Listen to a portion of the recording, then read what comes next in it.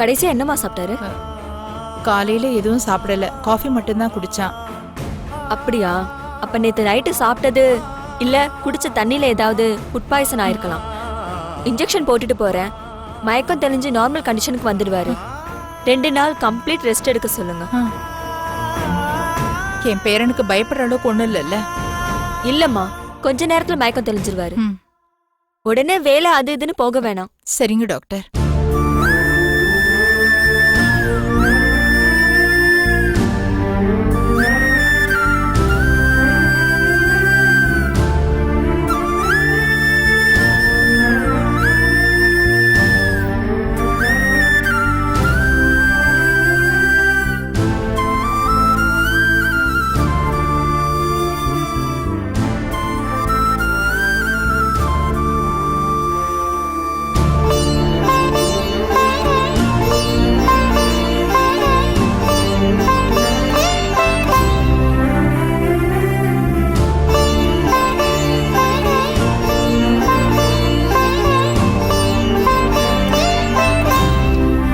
இந்த மெடிசன்ஸ் எல்லாம் கொடுங்க, லைட் ஃபுட்டா கொடுங்க.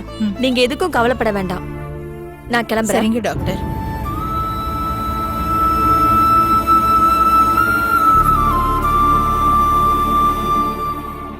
மாதவி, பாட்டி கிளம்புறேன். டாக்டரை பார்த்து அனுப்பிவிடு. சரி பாட்டி.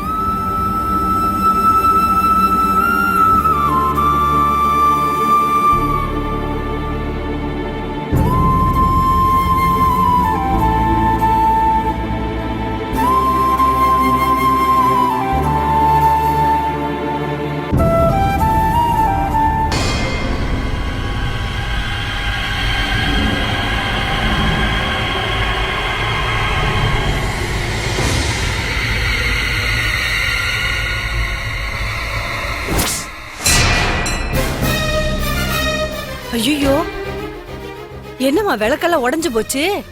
ஏதாவது வேண்டுதல் வச்சிருந்தீங்களா? ஆமாம்மா. இப்படி விளக்கு கீழே விழுந்து உடையக்கூடாது. உடைஞ்சா சகுனம் சரியில்லைன்னு சொல்லுவாங்க.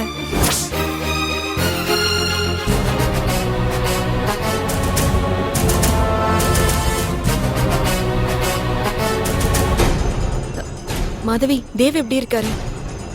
இன்னும் மயக்கம் தெரியல. டாக்டர் பார்த்துட்டு பயப்படுத்த கொண்டுன்னு சொல்லிட்டாங்க. இன்ஜெக்ஷன் போட்டு மெடிசன் கொடுத்துருக்காங்க.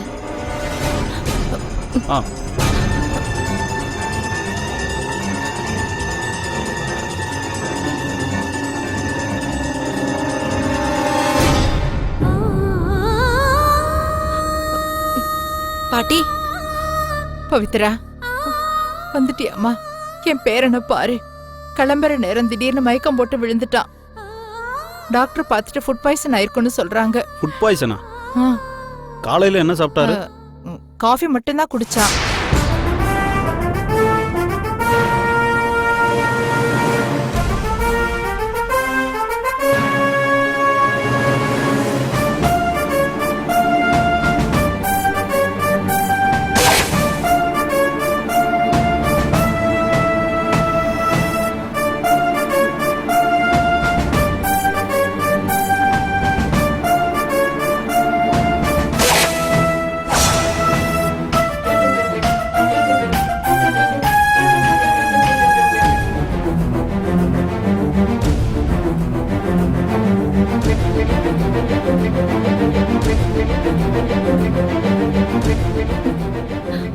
பாட்டி,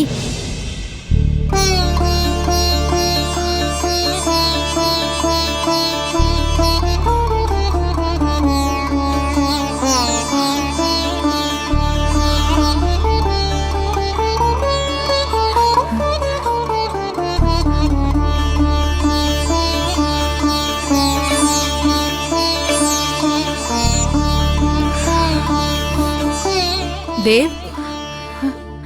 பாட்டி பாத்து. இப்ப எப்படிடா இருக்கு? பரவாயில்லையா? பரவாயில்ல பாட்டி. பவி, நீ எப்போ வந்த?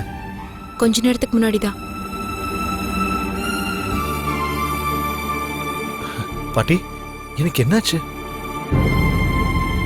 பவித்ரா வீட்டுக்கு கிளம்புற நேரம் நீ மயக்கம் போட்டு விழுந்துட்ட. இப்பதான் டாக்டர் வந்து பார்த்துட்டு ஃபுட் பாய்சன் ஆயிருக்கு, பயப்பட வேண்டான்னு உனக்கு இன்ஜெக்ஷன் போட்டுட்டு போனாங்க. விஷயம் தெரிஞ்சதும் பவியும் பாண்டியனும் இப்பதான் வந்தாங்க. அதான் எனக்கு ஒண்ணு இல்லைன்னு சொல்லிட்டாங்கல்ல, அப்ப நம்ம கிளம்பலாம் பாட்டி. டேய் இல்லடா, இன்னைக்கு வேண்டாம்.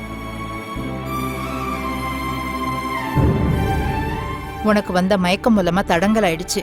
எந்த மனசஞ்சலமும் இல்லாம முழு மனசோட சந்தோஷமா செய்ய வேண்டிய காரியம்டா இது.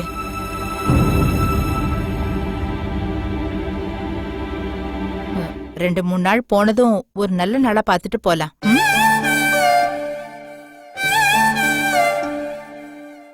இது தடங்கல்னு நம்ம ஏன் நினைக்கணும்?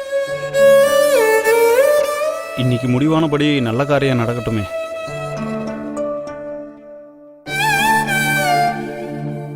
இல்ல பாண்டியன், பாட்டி சொல்றதுதான் சரி.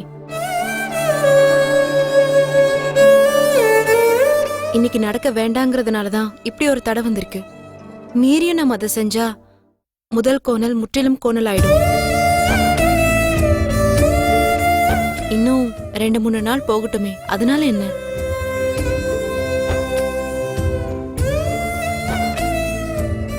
அம்மாடி, நீ இத சங்கடமா நினைச்சுக்க வேண்டாம். இல்ல பாட்டி, எனக்கு ஒரு சங்கடமும் இல்ல. தேவ் நல்லா ரெஸ்ட் எடுக்கட்டும், இப்போதைக்கு அதுதான் முக்கியம்.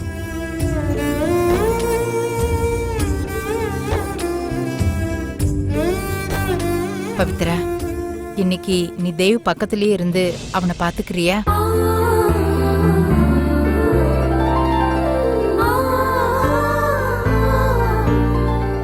அதுக்கு என்ன பாட்டி, நான் இருந்து பாத்துக்கிறேன்.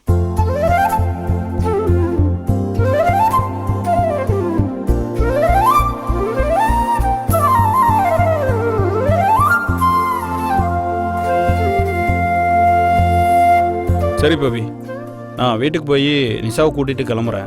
அப்பாவுக்கு நீங்கள் ஃபோன் பண்ணி சொல்லிடுங்க. சரி. ம், வரேன் மிஸ்டர் தேவ். தேங்க்யூ. எனக்காக இவ்வளோ அக்கறை எடுத்துட்டு வந்திருக்கீங்களே. நம்ம நண்பர்கள் ஆயிட்டோம், வராமல் இருந்தால் எப்படி? Don't worry mister Dev. உங்கள் கல்யாணம் எந்த ஒரு தடங்களும் இல்லாமல், யாரோட இடையூறும் இல்லாமல் நல்லபடியாக நடக்கும். தேங்க்யூ. வெல்கம். பாய். வரேங்கம்மா. சரி. தேவ், அப்புறம் காலையில் நீங்கள் குடித்த காஃபி கப்பு இதுதானே?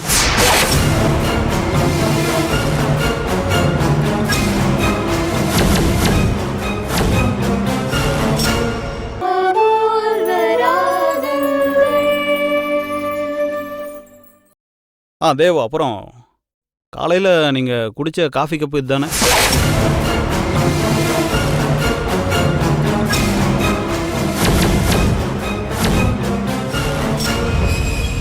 ஆமா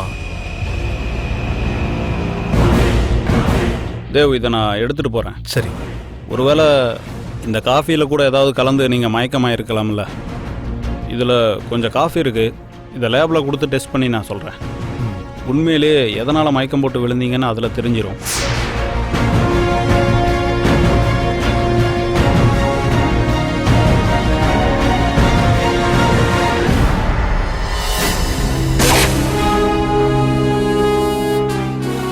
சரி, வரேன் தேவ்.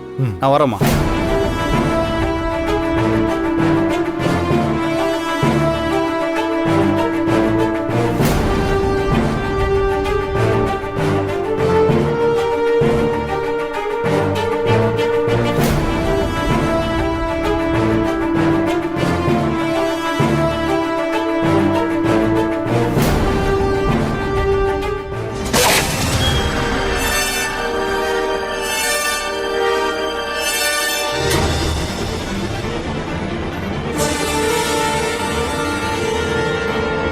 எல்லாருக்கும் ஒரே நேரத்துல தான் அமாவாசை காஃபி கலந்து கொடுத்தான். நாங்க எல்லாரும் நல்லா இருக்கோம். இவனுக்கு மட்டும் எப்படி? டெஸ்ட் ரிப்போர்ட் வந்தா எல்லாமே தெரிஞ்சிரும் பாட்டி.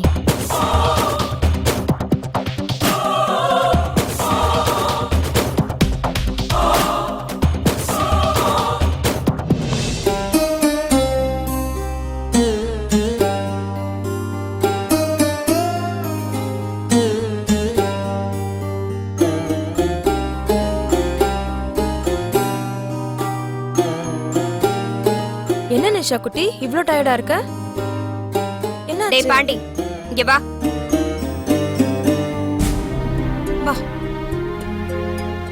உட்காந்துக்கலாமா? வா. என்னப்பா பவித்ரா கல்யாணத்துக்கு நாள் குறிச்சிட்டாங்களா? என்னைக்கு கல்யாணம்? இல்லைம்மா, அந்த ஃபங்க்ஷன் நடக்கலை. ஏன்?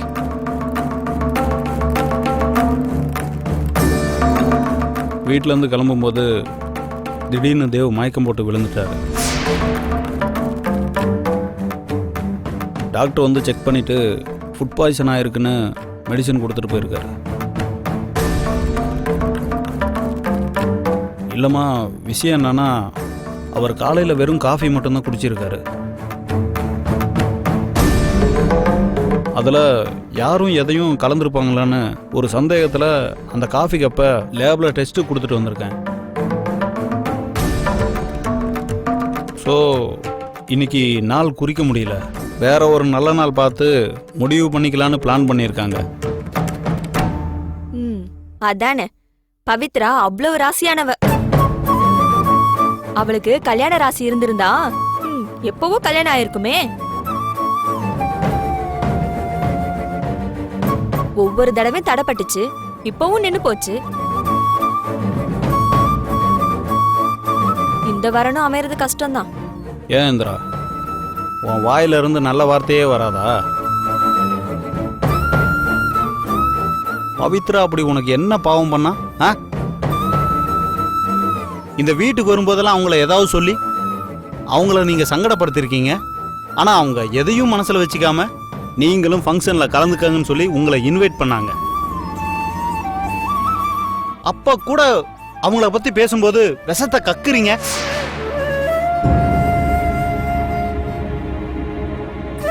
பாவம்மா, பாவம். இத்தனை நாள் கழிச்சு அவங்களுக்கு நல்ல வரன் வந்திருக்கு. நல்லா இருந்துட்டு போகட்டுமே. அவங்க நல்லா இருந்தா உங்களுக்கு என்ன கஷ்டம்?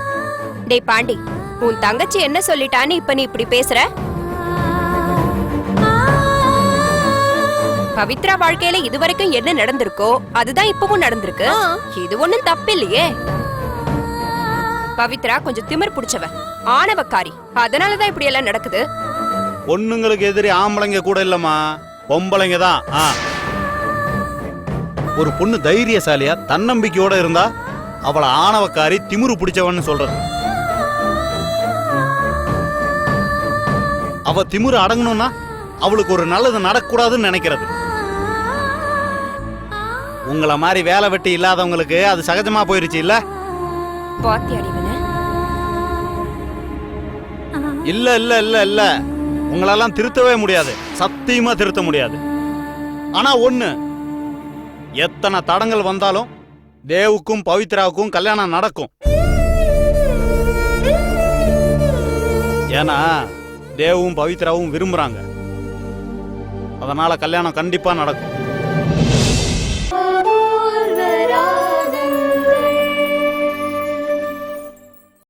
எத்தனை தடங்கள் வந்தாலும் தேவுக்கும் பவித்ராவுக்கும் கல்யாணம் நடக்கும். ஏன்னா தேவும் பவித்ராவும் விரும்புறாங்க. அதனால கல்யாணம் கண்டிப்பா நடக்கும்.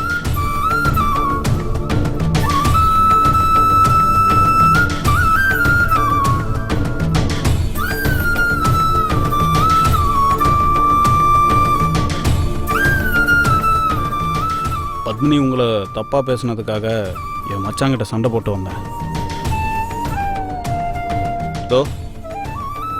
என்னைக்கோ வந்துட்டு போற பவித்ராவை கூட இவங்க கரிச்சு கொட்டுறாங்க.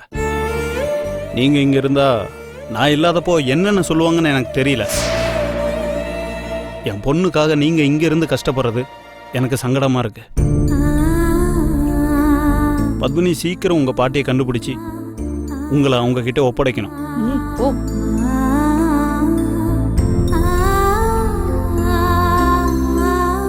உங்க பாட்டியை கண்டுபிடிக்க என்ன வழின்னு நானும் யோசிச்சுக்கிட்டே தான் இருக்கேன். இப்போ நான் வரும்போது கூட எனக்கு ஒரு ஐடியா தோணுச்சு. உங்களோட அம்மா அப்பா போட்டோ தொலைஞ்சிருச்சுன்னு சொன்னீங்கல்ல, நீங்க நல்லா டிராயிங் பண்ணுவீங்கல்ல, உங்களுடைய அம்மா அப்பா முகம் உங்களுக்கு ஞாபகத்தில் இருக்கும்ல, கொஞ்சம் ட்ரை பண்ணி யோசிச்சு உங்களால் அந்த படத்தை வரைய முடியாதானே? நல்ல ஐடியா சார். எனக்கு இது தோணாம போயிடுச்சு. என் அம்மா அப்பாவோட முகம் என் மனசுல அச்சசலா பதிஞ்சிருக்கு. என்னால தத்ரூபமா வரைய முடியும். சரி சார், நான் இன்னைக்கே வரைய ஆரம்பிக்கிறேன். சரி, வரைங்க. அதை வச்சு உங்கள் பாட்டி எப்படி கண்டுபிடிக்கலான்னு நான் பார்க்குறேன். சரி சார். ம். நிஷா குட்டி, டாடி கூட மேலே வரீங்களா இல்லை ஆண்டி கூடயே இருக்கீங்களா? சரி சார். சொல்லுங்க பத்மினி. Sorry sir. எதுக்கு சாரி? என்னை நம்பி ஒரு பொறுப்பை ஒப்படைச்சிருக்கீங்க. ஒரு பிரச்சனைன உடனே குழந்தைய பாத்துக்க மாட்டேன், ஆசிரமத்துக்கே போயிடுறேன்னு சொல்லி உங்களை சங்கடப்படுத்திட்டேன்.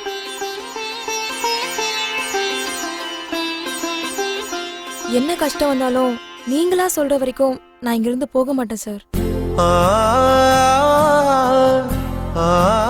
நிஷாவை நல்லபடியா பாத்துக்குவேன் சார். தேங்க்யூ.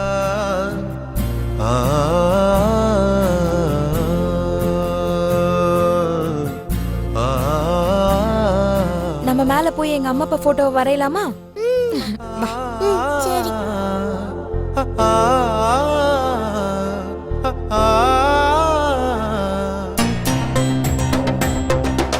பெருசா வந்துட்டான். பாத்தியாமா, வீட்டுக்கு வந்த எவ்வளவு ஒருத்திக்கிட்ட நம்மள பத்தி அண்ணன் மட்டமா பேசுது. அதுவும் நம்மள வச்சுக்கிட்டே. இப்பவே நிஷா குட்டி நம்மள ஏற எடுத்து பார்க்கவே மாட்டேங்கிறா. நம்ம இப்படியே விட்டுட்டோம்னு வச்சுக்கோ, அண்ணனையும் தம் பக்கம் சாச்சிருவா. அப்புறம் நம்ம 2 பேரும் இந்த வீட்டுல செல்லா காசுதான். முதல்ல ஏதாவது பண்ணி இவளை இந்த வீட்டை விட்டு அடிச்சு துரத்தணும். அப்பா அம்மா படத்தை வரைஞ்சு கொடு, நான் உன் பாட்டிய கண்டுபிடிச்சிடுறேன் அப்படின்னு இவ சொல்றான். ஆனா இவ நீங்க சொல்ற வரைக்கும் நான் இந்த வீட்டை விட்டு போக மாட்டேன் அப்படிங்கிறா. ஒருவேளை நிரந்தரமா இந்த வீட்லயே டேரா போட்டுருவா போல இருக்குடி. இத அவ எப்படிமா முடிவு பண்ணுவா? இந்த வீட்ல நடக்கிறது நம்ம ராஜ்யமா இல்ல அவ ராஜ்யமா? இவளை எப்படி இந்த வீட்டை விட்டு அனுப்புறதுங்கிறது நமக்கு தெரியாதா என்ன? நீ கவலையே விடுமா. நம்ம விரட்டாம அவளே ஓடுற மாதிரி நான் ஒரு வழி பண்றேன்.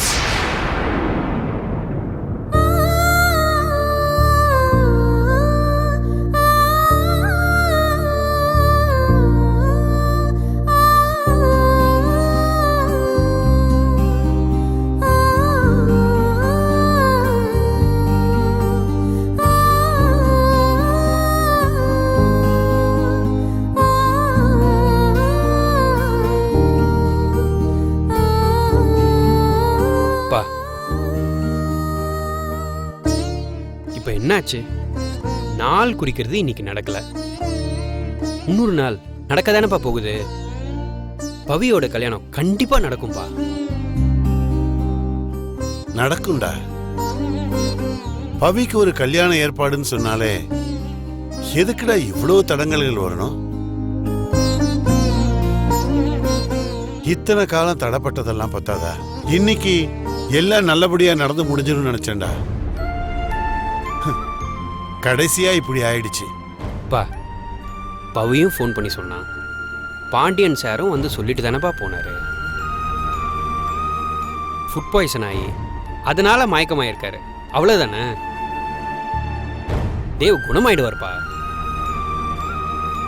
டேய், என்ன தடை வந்தாலும் பவிக்கு இந்த கல்யாணத்தை நடத்தி முடிச்சிடணும்டா. பா, நீங்களே நம்பிக்கை இழந்தா எப்படிப்பா? பா, நீங்க கவலைப்பட்டு உங்க ஹெல்த் பாதிச்சிடக்கூடாதுப்பா. நீங்க நல்லா இருந்தா தானே பவி கல்யாணத்தை சந்தோஷமா நடத்த முடியும். பவி கல்யாணம் நடக்கும் தானடா? கண்டிப்பா நடக்கும்பா. குழந்தை வேற சாப்பிடாம இருக்கு, நான் போய் சுபா கூட்டிட்டு வரேன்பா.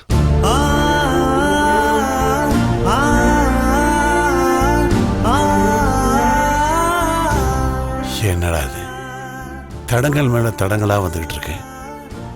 என் பொண்ணு கல்யாண விஷயத்துல மட்டும் ஏன் இப்படி எல்லாம் நடந்துகிட்டு இருக்கு? கடவுளே.